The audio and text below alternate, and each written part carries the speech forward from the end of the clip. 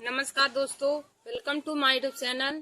आज मैं आप सभी लोगों को हिंदी में पद्य से संबंधित महत्वपूर्ण रचनाएं और उनके लेखक के बारे में बताऊंगी, जो देखिए दोस्तों हर कंपटीशन की परीक्षा में पूछे जाते हैं। जैसे हमारा यूपी पीजीटी एग्जाम हुआ, उत्तर प्रदेश लेखपाल परीक्षा हुआ और बीएड एंट्रेंस एग्जाम हुआ और सभी रेलवे है, एसएससी जीडी है, ग्रुप डी है, बैंक एग्जाम है और सभी कंपटीशन की परीक्षाओं में पूछे जाते हैं। तो दोस्तों आप सभी लोग हमारे इस वीडियो को जरूर देखें। तो देखिए हमारा पहला क्वेश्चन है, निम्नलिखित में से कौन सा नाटक जयशंकर प्रसाद का नहीं है। निम्नलिखित में से कौन सा नाटक जयशंकर प्रसाद का नहीं है। हमारा ऑप्शन नंबर ए है जन्मेजय का नागयज्ञ, ऑप्शन नंबर बी है स्कंद गुप्त, ऑप्शन नंबर सी है ध्रुव स्वामिनी और ऑप्शन नंबर डी है सिंदूर की होली। तो देखिए दोस्तों जयशंकर प्रसाद जी का नाटक जन्मेजय का नागयज्ञ है, स्कंद गुप्त है, ध्रुव स्वामिनी है, लेकिन सिंदूर की होली नहीं है। तो इसका right answer option number D Sindoor ki Holi हो जाएगा। देखिए दोस्तों जयशंकर प्रसाद जी का नाटक है चंद्रगुप्त, स्कंद गुप्त, अजात शत्रु, ध्रुव स्वामिनी, जन्मेजय का नागयज्ञ, करुणालय, एक घूट, लहर, झरना, यह सभी जो नाटक हैं जयशंकर प्रसाद का है। और देखिए दोस्तों जयशंकर प्रसाद को छायावाद युग का जनक कहा जाता है। यदि पूछे कि छायावाद युग का जनक कौन है तो आप बताएंगे छायावाद युग का जनक जयशंकर प्रसाद हैं। फिर दोस्तों देखिए हमारा दूसरा क्वेश्चन है, हिंदी साहित्य के प्रयोगवाद के प्रवर्तक का नाम है। हिंदी साहित्य के प्रयोगवाद के प्रवर्तक का क्या नाम है। हमारा ऑप्शन नंबर ए है निराला, ऑप्शन नंबर बी है अज्ञे, ऑप्शन नंबर सी है सुमित्रा नंदन पंत और ऑप्शन नंबर डी है जयशंकर प्रसाद। तो देखिए दोस्तों हिंदी साहित्य के प्रयोगवाद के प्रवर्तक का नाम आज्ञे है। हिंदी साहित्य के प्रयोगवाद के प्रवर्तक का नाम आज्ञे है। तो इसका right answer option number B Agyeya हो जाएगा। फिर दोस्तों हमारा अगला क्वेश्चन है, मृगनयनी उपन्यास की रचनाकार है। मृगनयनी उपन्यास की रचनाकार है। हमारा ऑप्शन नंबर ए है Upendra Nath ask, option number B है यशपाल, ऑप्शन नंबर सी है जैनेन्द्र कुमार और ऑप्शन नंबर डी है वृंदावन लाल वर्मा। तो देखिए दोस्तों मृगनयनी उपन्यास के लेखक वृंदावन लाल वर्मा है। मृगनयनी उपन्यास की रचनाकार वृंदावन लाल वर्मा है। तो इसका right answer option number D Vrindavan Lal Verma हो जाएगा। फिर दोस्तों हमारा अगला है, निम्नलिखित में से कौन सी पुस्तक मुंशी प्रेमचंद द्वारा लिखित नहीं है। निम्नलिखित में से कौन सी पुस्तक प्रेमचंद द्वारा लिखित नहीं है। हमारा ऑप्शन नंबर ए है कायाकल्प, ऑप्शन नंबर बी है जय पराजय, ऑप्शन नंबर सी है रंगभूमि और ऑप्शन नंबर डी है प्रेमाशय। तो देखिए दोस्तों प्रेमचंद द्वारा लिखित पुस्तक है जय पराजय नहीं है। तो इसका right answer option number B जय पराजय हो जाएगा। फिर दोस्तों हमारा अगला क्वेश्चन है, भ्रमर गीत की रचयिता कौन है। भ्रमर गीत की रचयिता कौन है। हमारा ऑप्शन नंबर ए है सूरदास, ऑप्शन नंबर बी है घनानंद, ऑप्शन नंबर सी है विद्यापति और ऑप्शन नंबर डी है शिव सिंह। तो देखिए दोस्तों भ्रमर गीत की रचयिता सूरदास है। भ्रमर गीत की रचयिता सूरदास है। तो इसका राइट आंसर ऑप्शन नंबर ए सूरदास हो जाएगा। फिर दोस्तों हमारा अगला क्वेश्चन है, ईदगाह कहानी की रचनाकार कौन है। ईदगाह कहानी की रचनाकार कौन है। हमारा ऑप्शन नंबर ए है Munshi Premchand, option number B है आज्ञे, ऑप्शन नंबर सी है प्रसाद और ऑप्शन नंबर डी है जैनेन्द्र कुमार। तो देखिए दोस्तों ईदगाह कहानी की रचनाकार मुंशी प्रेमचंद हैं। ईदगाह कहानी की रचनाकार मुंशी प्रेमचंद हैं। तो इसका राइट आंसर ऑप्शन नंबर ए मुंशी प्रेमचंद हो जाएगा। फिर दोस्तों हमारा अगला क्वेश्चन है, वीरों का कैसा हो वसंत। वीरों का कैसा हो वसंत कविता की रचयिता कौन है। वीरों का कैसा हो वसंत कविता की रचयिता कौन है। हमारा ऑप्शन नंबर ए है Kedarnath Singh, option number B है Subhadra Kumari Chauhan, option number C है आज्ञे और ऑप्शन नंबर डी है धर्मवीर भारती। तो देखिए दोस्तों वीरों का कैसा हो वसंत रचयिता के लेखक सुभद्रा कुमारी चौहान है। वीरों का कैसा हो वसंत की रचनाकार सुभद्रा कुमारी चौहान है। तो इसका right answer option number B Subhadra Kumari Chauhan हो जाएगा। फिर दोस्तों हमारा अगला क्वेश्चन है, संदेश रासक की रचयिता कौन है। संदेश रासक की रचयिता कौन है। हमारा ऑप्शन नंबर ए है अमीर खुसरो, ऑप्शन नंबर बी है Abdul Rahman, option number C है रसनिधि और ऑप्शन नंबर डी है रसलीन। तो देखिए दोस्तों, संदेश रासक की रचयिता अब्दुल रहमान है। संदेश रासक की रचयिता अब्दुल रहमान है। तो इसका right answer option number B Abdul Rahman हो जाएगा।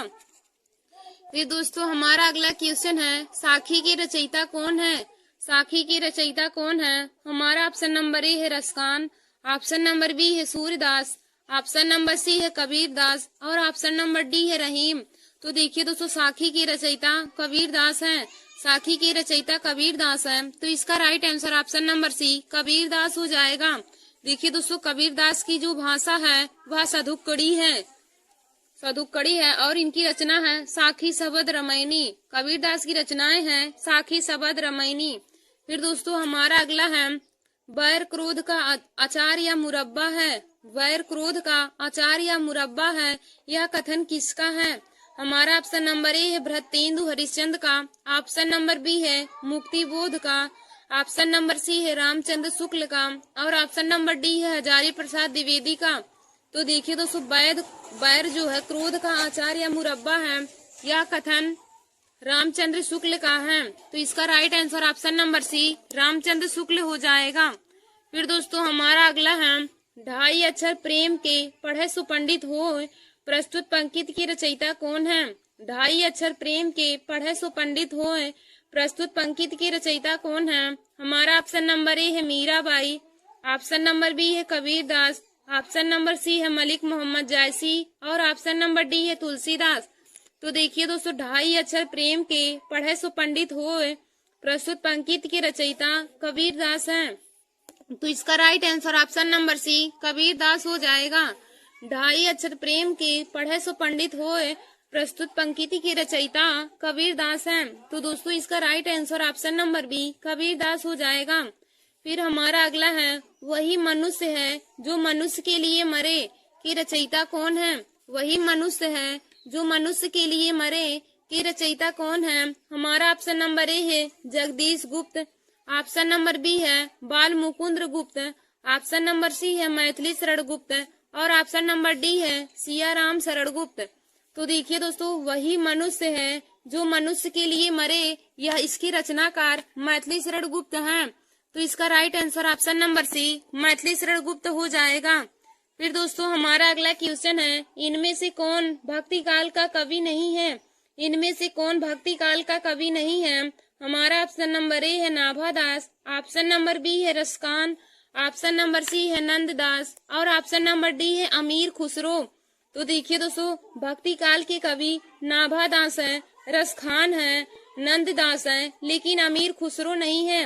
अमीर खुसरो आदिकाल के कवि हैं। तो इसका right answer option number D अमीर खुसरो हो जाएगा।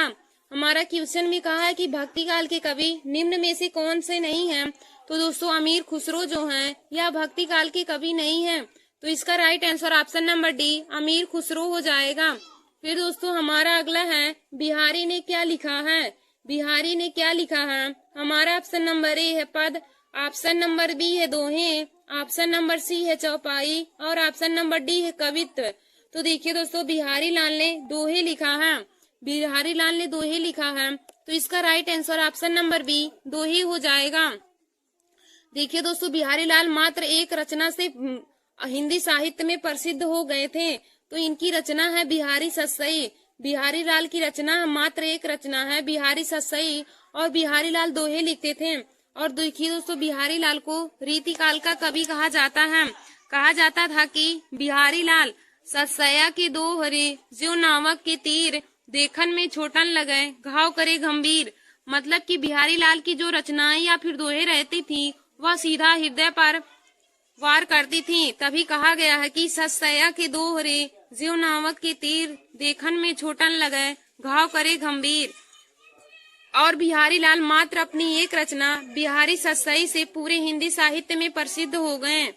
फिर दोस्तों हमारा अगला क्वेश्चन है, निम्नलिखित में से कौन सा प्रबंध काव्य है? निम्नलिखित में से कौन सा प्रबंध काव्य है? हमारा ऑप्शन नंबर ए है रामचरितमानस, ऑप्शन नंबर बी है आंसू, ऑप्शन नंबर सी है एक कंठ विसिपाई, ऑप्शन नंबर डी है बिहारी रत्नाकर। तो देखिए दोस्तों, इनमें से प्रबंध काव्य रामचरितमानस है। इनमें से प्रबंध काव्य रामचरितमानस है, तो इसका राइट आंसर ऑप्शन नंबर ए रामचरितमानस हो जाएगा। और दोस्तों यदि पूछे कि रामचरितमानस के लेखक कौन है, तो तुलसीदास रामचरितमानस को लिखा है और अवधी भाषा में लिखा है। फिर दोस्तों हमारा अगला क्वेश्चन है, पृथ्वीराज रासो किस काल की रचना है?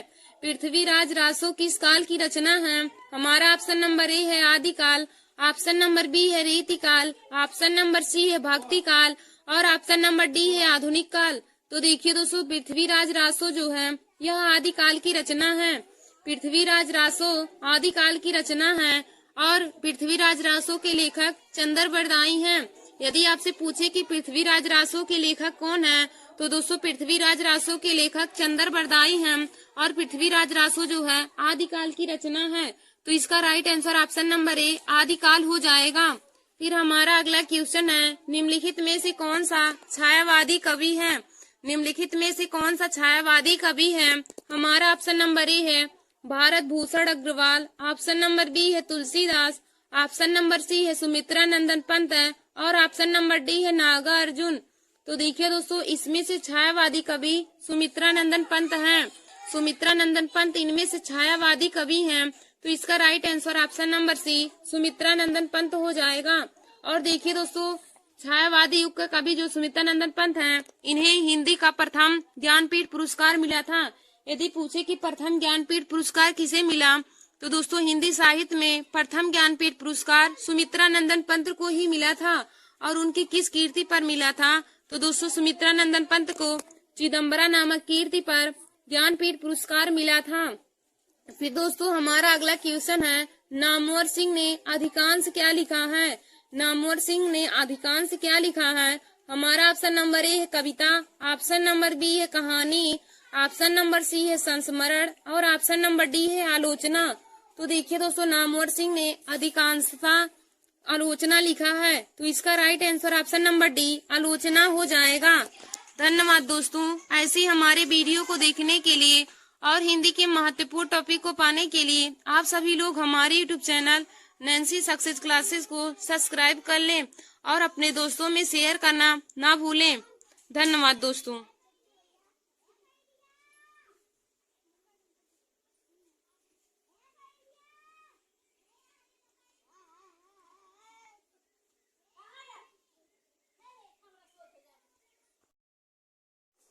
नमस्कार दोस्तों, welcome to my YouTube channel. आज मैं आप सभी लोगों को हिंदी में अनेकार्थी शब्दों से संबंधित महत्वपूर्ण क्वेश्चन बताऊंगी। देखिए दोस्तों आज का हमारा हिंदी में टॉपिक है अनेकार्थी शब्द यानी कि पर्यायवाची शब्द से संबंधित महत्वपूर्ण क्वेश्चन बताऊंगी जो हर कंपटीशन की परीक्षा में पूछे जाते हैं। तो आइए दोस्तों हमारा पहला क्वेश्चन है, चंद्रमा तथा ब्राह्मण के लिए एक शब्द है। चंद्रमा तथा ब्राह्मण के लिए एक शब्द है। हमारा ऑप्शन नंबर ए है सोम, ऑप्शन नंबर बी है द्विज, ऑप्शन नंबर सी है वर्ण और ऑप्शन नंबर डी है श्रेष्ठ।